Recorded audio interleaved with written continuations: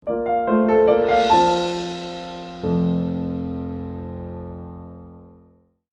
first caught our attention as the flower child Jesus in the 70s film version of the iconic Godspell, and that was just the beginning. He's had a rich career on Broadway, appearing in such classics as Death Trap, Sweeney Todd, and Lend Me a Tenor. Has lit up the small screen on such varied series as Alias, Glee, Eli Stone, and Sleepy Hollow. And he's no stranger to film, with roles in Argo, Legally Blonde, and Titanic, to mention but a few. Hello, I'm Ernie Manouse. Coming up on Interviews, our conversation with multi-Emmy and Tony-nominated actor Victor Garber.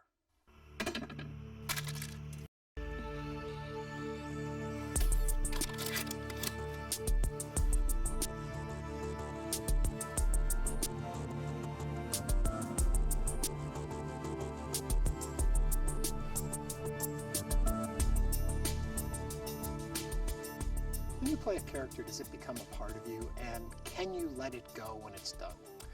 I've never had any problem saying goodbye to a character. Really? Yeah, no, I just, sometimes I miss the people that I'm working with, often I do, and, but, I just, no, I've said this so many times, like every closing of a show, every Broadway show or off-Broadway, whatever it is, I'm always like, okay, I'm ready to go.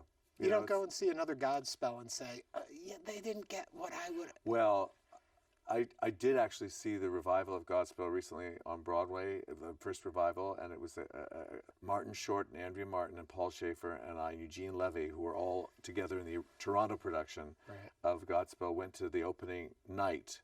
So you can imagine that a lot of people were like looking over to see what we thought. So there was a lot of pressure, but I loved it. I had a great time. I was just so moved by seeing these young, incredibly talented people. That's the thing that always gets me when I go to the theater. I think, these people are so talented. I don't know how they do that. Yeah. I mean, having done it all my life, I still don't know how they do that. But how have you done it that you've been able to do something that most actors can't do, is move seamlessly between television, film, and theater? And it's almost as though British actors tend to be able to do that more because of location and all of that. Here in the U.S., very rarely do you see someone do it as smoothly. What do you think is the secret to it? Wow. I guess I'm Canadian. Maybe that's why. That's why. I always made a point of, I thought being an actor was being able to do everything. And I was fortunate that I could sing, but I was also fortunate that I didn't get, typed as a singer, a musical comedy person, I guess it was just I made choices, and I auditioned for things and I got the part. I auditioned for Ghosts at the Roundabout Theater when I first got to New York and got the part. Yeah. So I thought, oh, now I'm doing Ibsen, It was some conscious, definitely conscious, because I'm very picky about what I do, and I think that's kind of how it all. And I've said no to things because I thought, why would I do that again?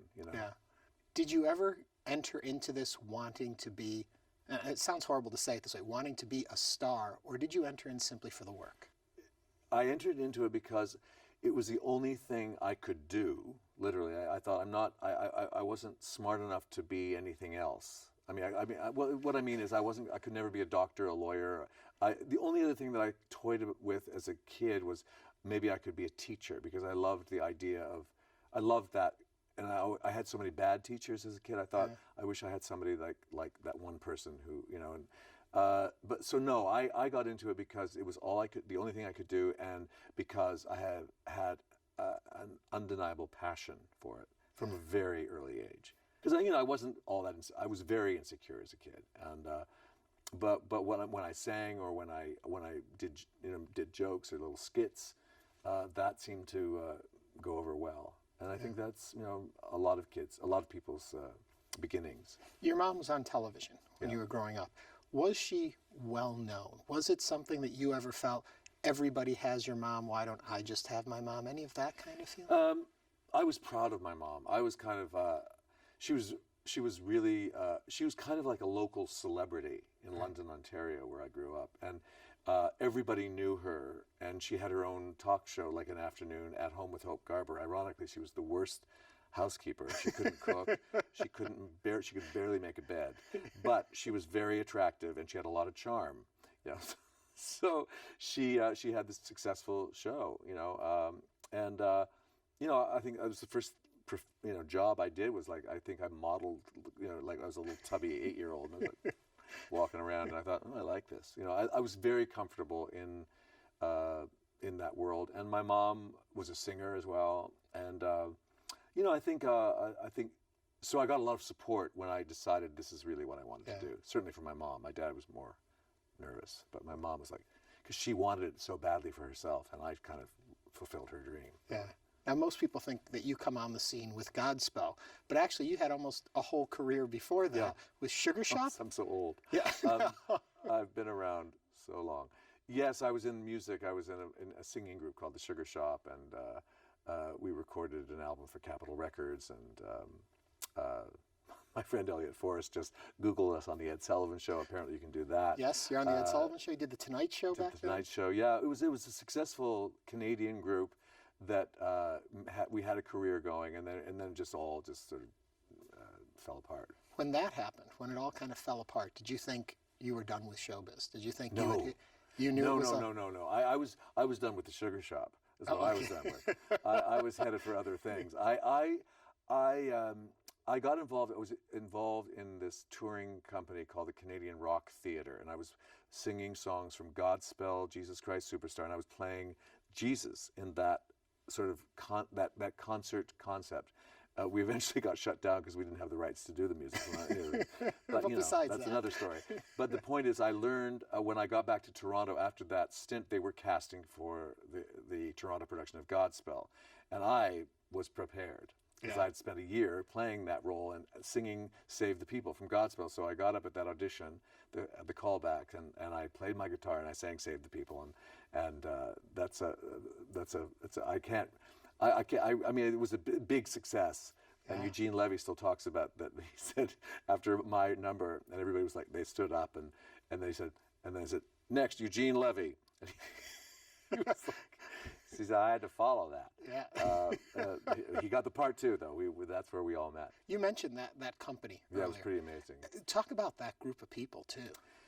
Yeah, it was kind of odd. Gilda Radner, it was one of her first professional jobs, and Marty Short, Eugene Levy, me, Andrea Martin, and Paul Schaefer was the musical director. Yeah.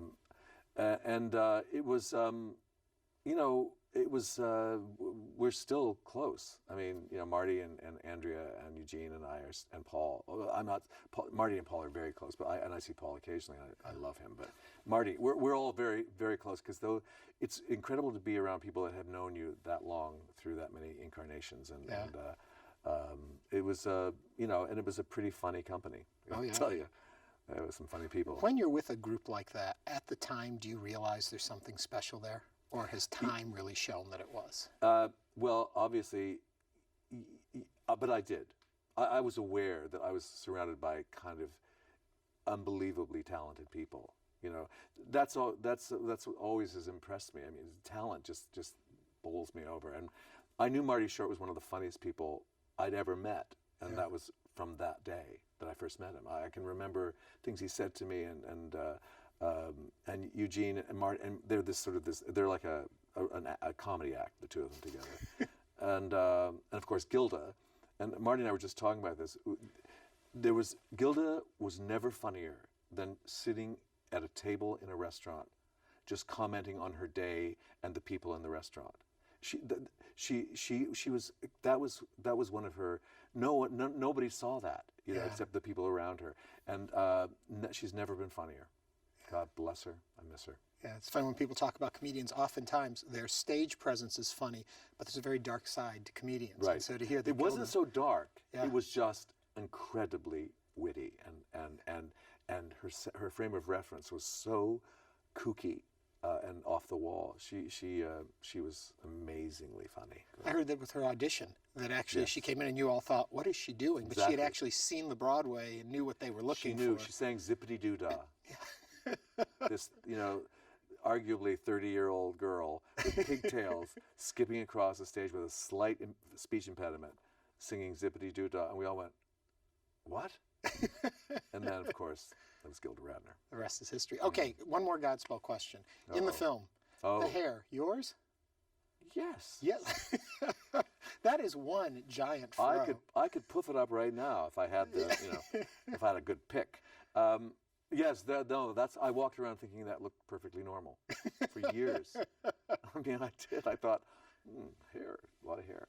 Yes, it was naturally curly, afro hair. Yeah. And then when I went gray, it all just kind of the texture changed, and now in Argo, I had to. Ben Affleck was said you might have to wear a wig because Ben, Ken Taylor, with the part I played, had very curly and rather large hair at that time, and I said no, let me just let it grow. And so I was doing something else at the time, and I was pretending it wasn't as long as it was, and then finally when I got there, I literally. Moroccan oil is the secret, and you just whip it up and like puff it up, and that was my hair in Argo. I was very proud of that. You should be very proud. Good head of hair. I cannot believe we're talking about my hair.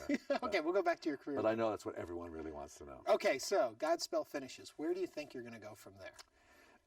After Godspell, I auditioned for this play, The Waltz of the Toreadors, with Eli Wallach and Ann Jackson, that was being done in Philadelphia, and that was, I think, my first job.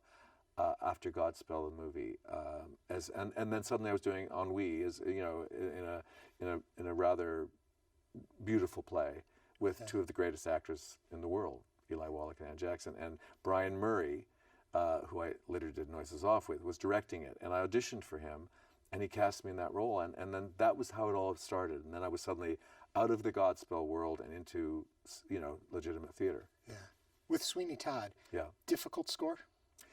Sure. I mean, I've said this before, but the reason I wanted to be in musicals was because of Stephen Sondheim. When I was growing up in Toronto, I listened to Anyone Can Whistle, the cast album, about 50 million times. I'm not kidding. I learned every song on it. It was the call. It was like a siren for me to come to New York, because I thought that's what I want to be a part of. Not knowing in my wildest dreams that I would ever really be in the room with Stephen Sondheim, but I thought that's really what I want to do. I want to be a part of that. What's it like actually working with him? And do you get to work with him, or when it's somebody like that, is he telling you what needs to be done, and you're thinking, I just got to hit it, or is there exchange? No, he's completely collaborative and very, he's not. He's not full of himself in the way that you might think. He's not removed. He loves to collaborate. He loves actors. He was I feel so privileged and blessed to have worked with him in Sweeney Todd and Assassins. And I did a little night music. I did Follies. I've kind of done a lot of his shows, and every time. I mean, certainly in Sweeney Todd and Assassins, he was much more there because they were new shows, and. But he's aside from being, he always he loved what you bring to it, and then he would say, "You're holding that note too long," because I don't read music, so I was sort of like I had to learn everything by ear, and fortunately I have a good ear, but I just but I mean I could sort of follow it on the page, but couldn't really read music, and he was very exacting about that. And that note, you make sure you hit that's, because some of them are really like. It can be challenging. Yeah. Mm-hmm. Yeah. That's surprising that you don't read music. It is. It is surprising, and I should have learned, but I never did. You didn't have to, as it turns out. Well, what time is it? Maybe I could still do. Is there a point you look at your career where you, for yourself, say you made it, you arrived, or is it something that you don't put in that kind of a category? I remember thinking the dressing room after when Sweeney Todd opened that I had achieved a dream. And it kind of frightened me because I thought, okay, now what? Because this was what I always dreamed of doing, and now what do I dream about? But that was so. No, I've never felt like, okay. I mean, I don't think anybody really feels that. They may lie and say that, but I don't think they do. Anybody that really is serious about what they do, you can't, because there's always room to improve and grow and hopefully be challenged. That's really where I am now in my life, and I'm not young. I just want to.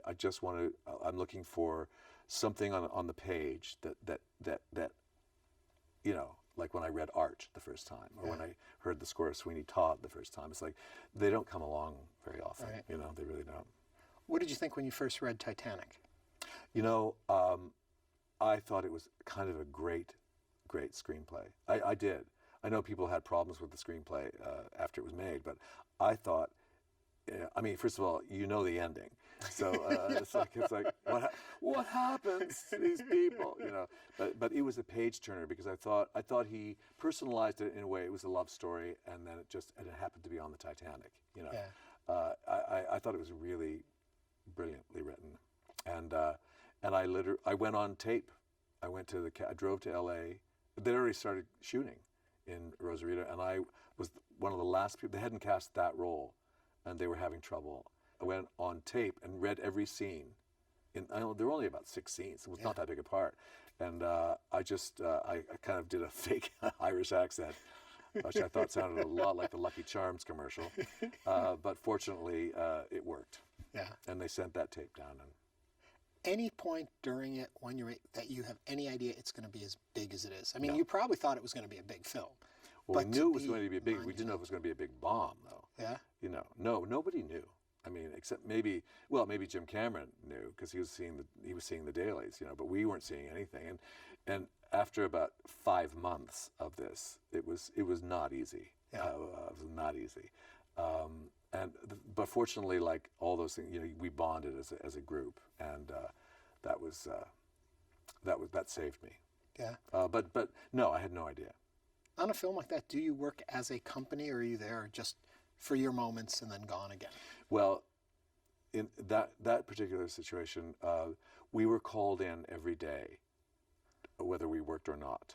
And we were shooting mostly nights, so we'd get there like at 4 in the afternoon, go through hair and makeup, which, you know, takes a little time, especially with this hair, as you pointed it out. And then I'd sit in this little like bunker dressing rooms that they built.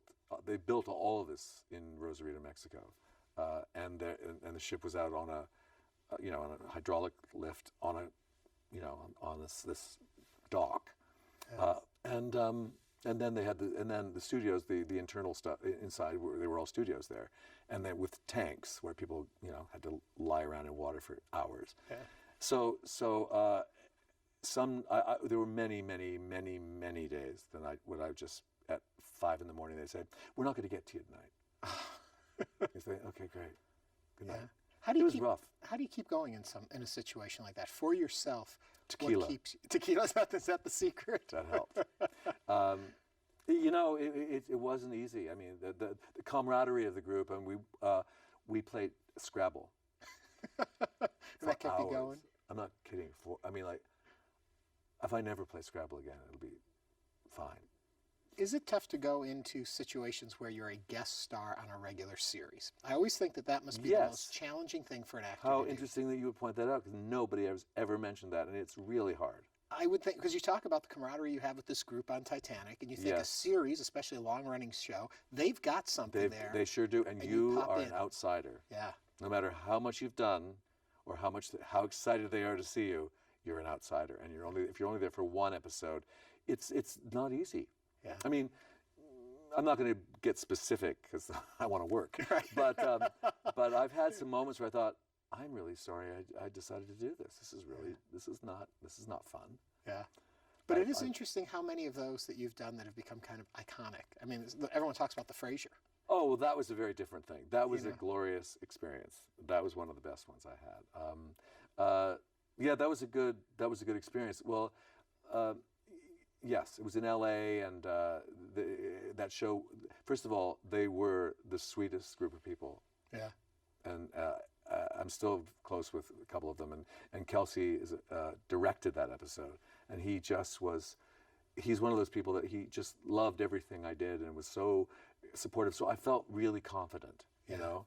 And everybody was great. It was a great experience. And you can love what you're doing. It doesn't necessarily mean the audience is going to be there. Eli Stone. What a great show. And it just... Thanks, we got 2 seasons out of it. Well, we got 2 half seasons. We did so it was like, 24 episodes in 2, you know, I was disappointed that didn't work. because and so many people keep saying, "Is that coming back?" I say, "No." It's been a few No, years it's now. 50 years ago. But it was it was ahead of its time, I think, and the musical aspect of it. You know, then Glee happened, and then we were kind of like, but it was an original idea, and I think Greg Berlanti wrote a beautiful pilot, and Johnny Lee Miller, obviously, he's done all right. Yeah. He was just fantastic to work with, and the whole cast. It was a great experience for me. Argo. I wonder, did anyone imagine it would get that much attention? I would think making a film like that, you would think, we're making a good film, and it's going to play. Yeah. No, I think the it level was it a went to. surprise for everybody, especially Ben, I think, and George Clooney and Grant Heslov, the producers, because it was such a good script. It was, when I read that was another one I read. I thought, this is a fascinating story, that I knew nothing about, you know, and then Ben just directed it with such expertise and such a steady hand, you know, to tell all of those disparate stories and it's all in the same movie and all in the same world is an accomplishment that, well, he was acknowledged for, and I was so glad he was. Yeah. It was great. Things in your career that are your favorites that maybe people don't recognize, certain moments that you're really proud of that maybe the audience didn't see. Can I ask it that way? Just yeah. It sounds almost like a rude question, but what I mean is I think you're closer to the work than we are. Certain things will connect with an audience. Well, yes, but I'm not objective. You are. You know what I mean? You could Right. probably tell me things that you've liked that I would say, really? You know, and or things that you weren't sure about. I say, oh, I like that one. You know what I mean? It's so subjective. You know what? I feel so blessed that I've had the opportunities that I've had, and in everything I've done, there's something that I feel good about. You know, honestly, to really be honest with you, I can't watch myself in film very easily. If I'm forced to, it's just hard for me to watch it. And sometimes people say, "Oh, that was a great performance." And I thought it was kind of boring. I thought it was kind of really kind of flat, and I don't really see what you see. But I'm so glad you liked it, because, you know, that's why I keep working, because people like what I do. So I'm not a very good judge of my own work. So then how do you build on it? How do you improve what you do if the sensibility of what you see in it may be different from the audience? Well, because I don't see it when I'm doing it. You know, Right. I'm doing it fully with everything that I can marshal in that moment. It's always about that in a play or a film, is just to be in the moment and to be as authentic and as transparent as you can possibly be with what's going on. So as long as I'm just in that mode and not judging myself, when I'm doing it, then it's up to the editor and the director to put it together and hope for the best, you know. But so I don't think about that when I'm doing it. Easier or more fun for you to craft a character that is a one-off, such as being in a film or in a TV episode, as opposed to something that you might do night after night in a play or in a musical? Well, the thing about the theater, you know, to me, the art of the theater is the repetition. Mm-hmm. To be able to do that with the kind of so that you as an audience think it's the first time that they've ever done that. Right. That and I there's something about that I love, and that's where I started. That's what I did. That's what got me into the business, was the theater. So there's nothing quite like that. And also, you get better. I get better. I know I get better. Like if you see me in the first week of previews as opposed to the third month, I would guess you would say it was better. Mm-hmm. He had more nuance, more depth, more dimension, hopefully. Yeah. Or you'd say, no, it's not, actually. No. Well, that's the thing that always he's stale now. Kills me about opening night, is that all this attention is put on the opening night of a show. Right. Trust me, a few weeks down the road, they've worked out these kinks. It's a much better It's experience. always better. You know? I just experienced that in New York. A friend of mine saw our opening night. I went back, and it was, you know, it just was better, you know, later. But that's also the joy of it. You know, you just, it's alive, you know. Anything on the horizon that you're really excited about? That you can mention? Aside from the Houston Symphony, which I loved doing, by the way. This is a great symphony, and you have to be you're so privileged, as you all know, because I've talked to people every night after the performance. They really support the arts here, and I think that's a fantastic thing. And I hope to come back here. Having said that, I'm looking forward to, like I said, just a script coming across my table that's like, well, I want to do this. Are there certain things that go off when you read a script? Is there certain things that you find that are consistent in the things that you think are good? Writing, just good writing. Yeah. Yeah, just writing that I believe. You know, it's hard to write. I mean, it's really hard. It amazes me how many poorly written products are put out there. Isn't it something? And yet you can tell when the good ones are out there. You Absolutely. just hear it immediately. There's so much happening in cable and television that is really so beyond what it's ever been, I think. You know, and that's kind of that. Yeah, I can pretty much tell pretty fast if a script is something that I think is really valuable and valid. Well, we think you're very valuable and valid. Thanks. Thank you so much for all the work, the entertainment you've brought us, and Thank you. the depth and all of that. Thank you for your appreciation. It means a lot. Thank you so much. Victor Garber.